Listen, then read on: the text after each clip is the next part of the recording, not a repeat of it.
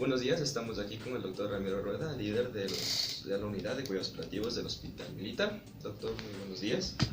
Bueno, primero agradecerles por venir, por interesarse en un área de especialidad médica que es los cuidados paliativos, que en nuestro país es nueva relativamente y que ha tenido un desarrollo lento, pero que está desarrollándose, que está implementándose en varios hospitales porque se ve la necesidad de este tipo de atención.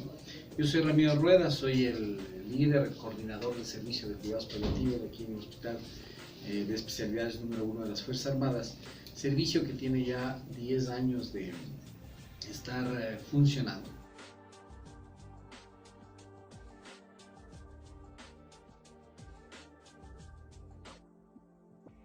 No es que hay una necesidad de legalizar esto, sino más bien una necesidad de reconocer que la muerte digna, ¿sí?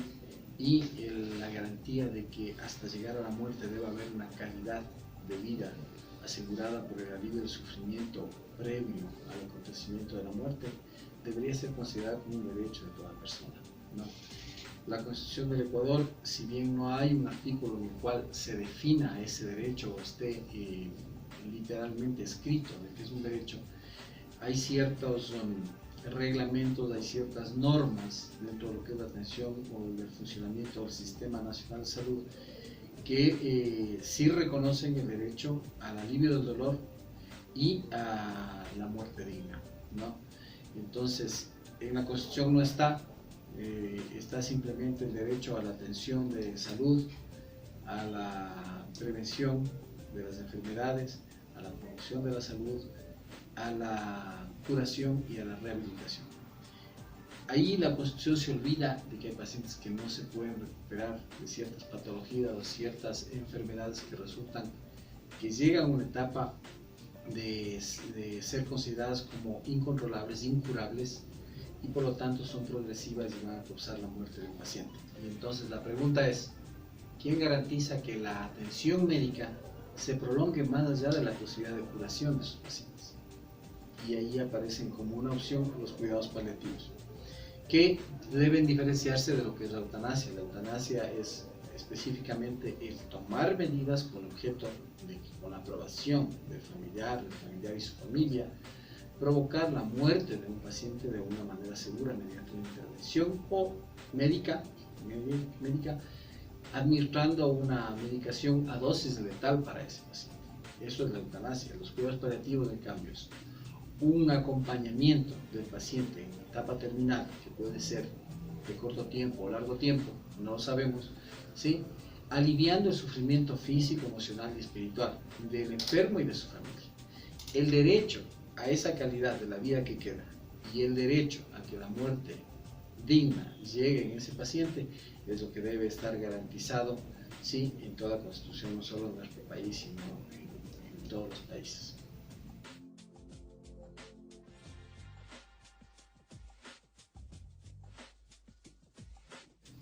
Primero porque hay un desconocimiento y yo diría que una falta de formación justamente en la etapa de formación que ustedes están teniendo, que es la de pregrado, de que hay que reconocer a la muerte como parte del ciclo vital de todo ser vivo, no solo del ser humano, de todo ser vivo.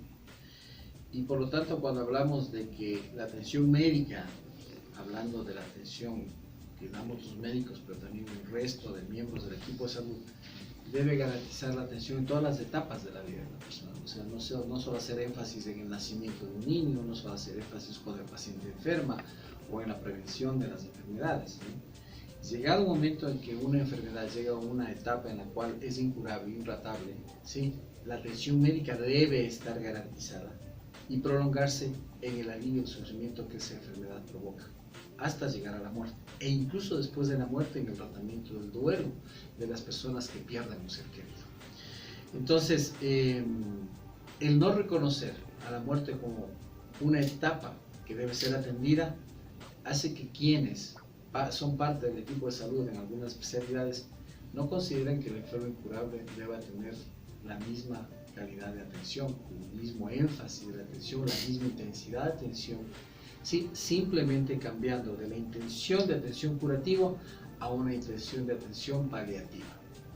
¿sí? Que no es poco hacer, es mucho hacer. Entonces, dentro del equipo de salud ustedes se puede oír, ¿no es cierto? El paciente pasa a cuidados mínimos, el paciente pasa a control de síntomas, como que solamente eso fuera los cuidados paliativos. Y resulta que en realidad cuando uno practica cuidados paliativos, la intensidad de atención desde el punto de vista humano, de la interacción con el enfermo, de la interacción con la familia, es mucho más intensa que cuando se está en la fase de atención curativa de una enfermedad. ¿Sí? Entonces, los cuidados paliativos devuelven la humanización que nunca debió perderse en la práctica de la medicina moderna.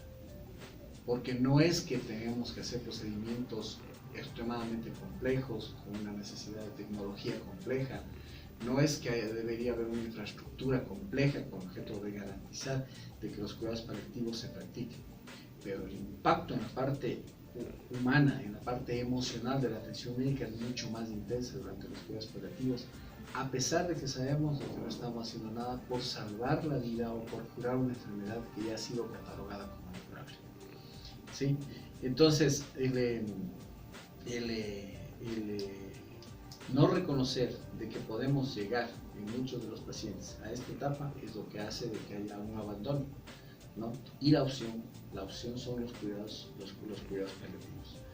De hecho, para la mayoría de médicos, en forma inconsciente diría yo, porque casi nunca se han puesto a conversar o a analizar esto, ¿qué representa la muerte para la mayoría de profesionales de la salud, especialmente los que son muy especializados? ¿Sí? Un fracaso en su práctica profesional. Eso implica que cuando están frente a una situación como la que estoy describiendo, ¿sí? Ellos lo que hacen es dar de alta al paciente porque no pueden hacer nada para curarlo. Donde lo óptimo ahora es que, habiendo la opción de cuidados paliativos, es transferir al paciente y hacer un manejo conjunto mientras el paciente es diagnosticado o se asegura su etapa terminal de su enfermedad y luego transferirlo a cuidados paliativos. ¿Sí?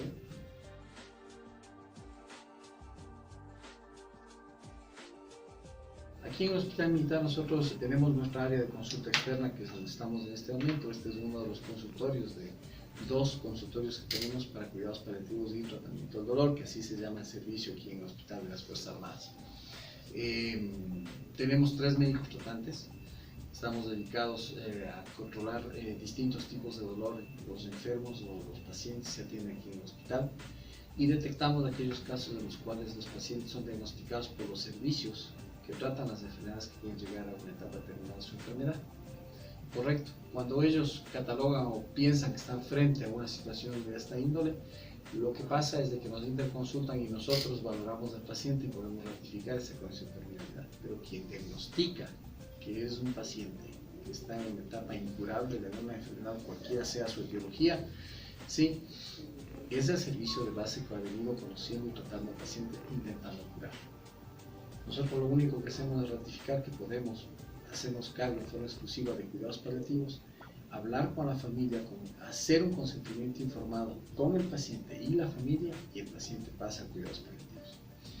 Dentro de la estrategia de atención tenemos una visita domiciliaria que complementa el equipo básico, digamos, de estos 3 médicos tratantes de los que estoy hablando, al que yo me pertenezco.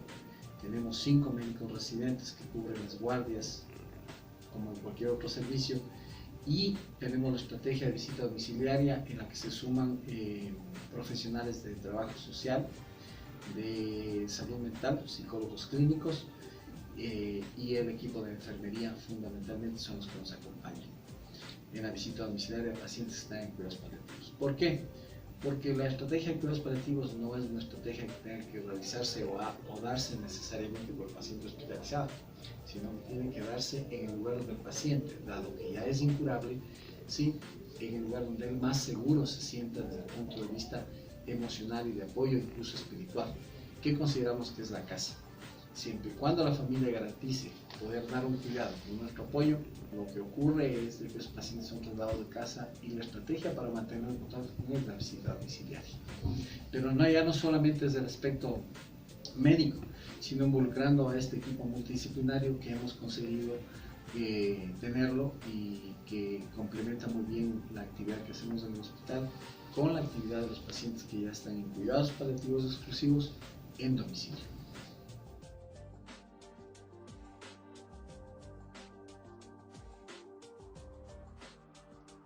Absolutamente, absolutamente. Los pacientes que son atendidos por el servicio, a pesar de que tienen un diagnóstico grave de padecer una enfermedad incurable, ¿sí? Perciben que siguen siendo atendidos, o sea, no perciben el abandono que ocurría antes cuando a alguien les mencionaban de que no pueden hacer nada por él y que ya los llevan nomás a la casa. La angustia en que se pone al paciente y a su familia cuando se le da esa noticia era terrible, ¿no? Ahora hay un paso previo, es decir, pudiera ser que sea atendido por cuidados paliativos, nosotros aceptamos al paciente, firma los consentimientos formados, para lo que hay que trabajar en forma detenida una información que se entrega al paciente. Lo más común es encontrar que el paciente está o mal informado o desinformado, o la información que se le dio no se ha garantizado que haya sido comprendida por el paciente. Los cuidados paliativos en el camino de conseguir el consentimiento informado, sí, tenemos que informar muchas cosas que o no se comprendieron o simplemente no se informaron a pacientes y familiares. Cuando el paciente no está en condiciones de aceptar esta información, de comprenderla y por lo tanto de aceptar la firma del consentimiento informado, tenemos que hacerlo con la familia. Y en la familia hay un conflicto mucho más grande, porque la toma de decisiones en estos casos respecto de un familiar, por querido que sea, es muy grave de aceptar, ¿no es cierto? Entonces a veces hay conflictos entre la esposa del enfermo, los hijos del enfermo, unos quieren seguir haciendo cosas, otros dicen que ya no, y a veces conlleva eso varias reuniones previas.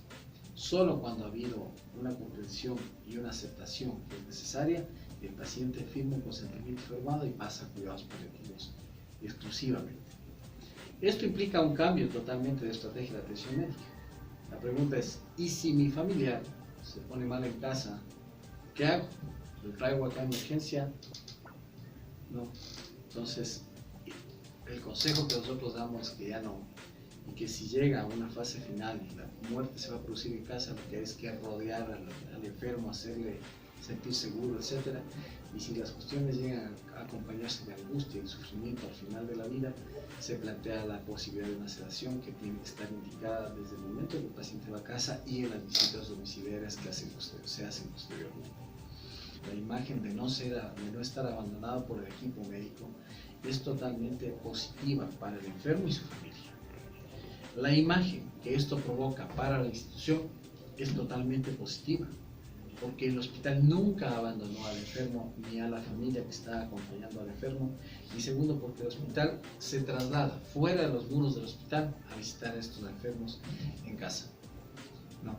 Hay enfermos que en mala situación quieren venir a la consulta, nos quieren ver, ¿no? Y a veces no les estamos pidiendo el traigan, pobrecitos, o sea, vienen con el tanque de oxígeno y todo eso, ¿no? Pero ellos se sienten bien acudiendo a la consulta. Dicen, doctores, que quiere venir a verlo, entonces hacemos el esfuerzo de traerlo, de trasladarlo, etcétera, porque quieren que ustedes lo vean, etcétera, ¿no? Entonces, claro que hay una percepción de que uno trata de brindar calidad a la vida que le queda a un enfermo en estas circunstancias clínicas, y que el trabajo que se realiza en procura de brindar esa calidad de vida, de la vida que le queda, provoca una muerte digna. Ahora, ahí hay conceptos que tienen ustedes que ¿qué es calidad de vida? ¿Qué es muerte digna? Son cuestiones distintas. Cuando uno está frente a la muerte, cuando uno ha aceptado esta realidad que todos tenemos, que es la única realidad segura para todo ser vivo, es que cuando nacemos lo único seguro que tenemos es que vamos a morir. Claro que no hablamos de eso durante la vida y a veces dejamos de lado muchas cosas que son las realmente importantes. Cuando se vuelve a poner frente al individuo la posibilidad de una muerte inminente, es que comenzamos a decir, tendría que yo aprovechar este tiempo para hacer esto que no hice, para manifestar o expresar cariño a una persona, a la familia, a la esposa, al hijo, etc., ¿no? Y entonces recobran importancia muchas cosas que durante la vida no han sido tomadas en cuenta. Ahora, esto cuesta, a unos les cuesta más trabajo que a otros, ¿no? Y el aceptar esto para unas familias, después de las vivencias que puede haber tenido este enfermo con su familia, con su entorno familiar, con su entorno social, a veces resulta muy duro y a veces inaceptable para algunas personas. Otros cambian totalmente y dicen, bueno, se va a morir, creo que es tiempo de dejar de lado muchas cosas. Y entonces eso de perdonarse, de dar perdón, de recibir perdón, de hablar de las cosas, de abrir el corazón, como diría alguien, sí, redunda en una calidad de vida, de la vida que queda, ¿ya? Y el hecho de aceptar que estamos frente a la muerte impide muchas veces que el enfermo acepte, por ejemplo, que si le da un paro cardíaco lo van a traer a emergencia. Él mismo dice no, que esté en casa, seguro, etcétera, ya no me lleven ni a ningún otro lado, ¿cierto? Y evitamos de que el enfermo en forma no justificada, en forma injustificada, ingrese nuevamente a un hospital para ser intubado, para ser sometido a procedimientos invasivos, que ya dado el diagnóstico previo de incurabilidad de un padecimiento clínico, no se justifica de ninguna manera, peor por ejemplo un ingreso a terapia intensiva, etc., ¿cierto? Entonces, con eso garantizamos que la muerte sea digna, ¿no? Sea lo menos invadido posible el paciente, se evite el ponerle tubos, sondas, sueros, vías centrales, sin que eso pudiera justificar el hecho de mejorar una calidad de la vida que le queda al paciente y peor aún, garantizar una dignidad de su muerte.